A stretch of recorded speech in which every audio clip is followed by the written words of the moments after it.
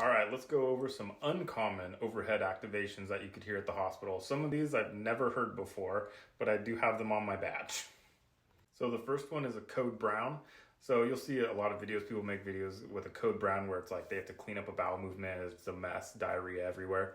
But in reality, if you hear a code brown activation overhead at my hospital, it's actually a bomb threat. The second one is a code green.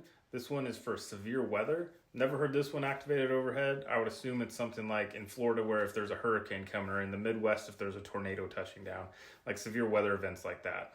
The next one is a code silver, which is a weapon or hostage situation. I've never heard this one announced overhead, and I don't know if anybody really has, because I think it's a silent activation where they more like send it to your phones and they don't announce it overhead. If someone's experienced this, they can drop what happened in the comments, but I can't imagine them announcing overhead that they like, we know where you're at, we're activating and police are coming and stuff, because then it would just cause a panic.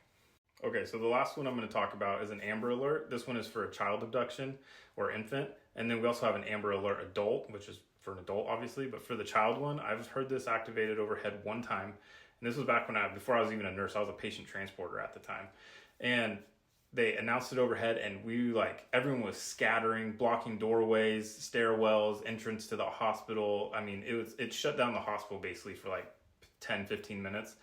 And what had happened is this woman came up to the cardiac floor screaming, freaking out, saying she lost her child, and ended up being a lady from our HR department. And this was a completely staged thing for a training. And it kind of blew my mind, because I was like, holy shit, there's a kid missing. And then come to find out it was just an unplanned training that no one knew was happening. So it kind of irritated everybody, because they basically shut down this hospital for a training and scared everybody.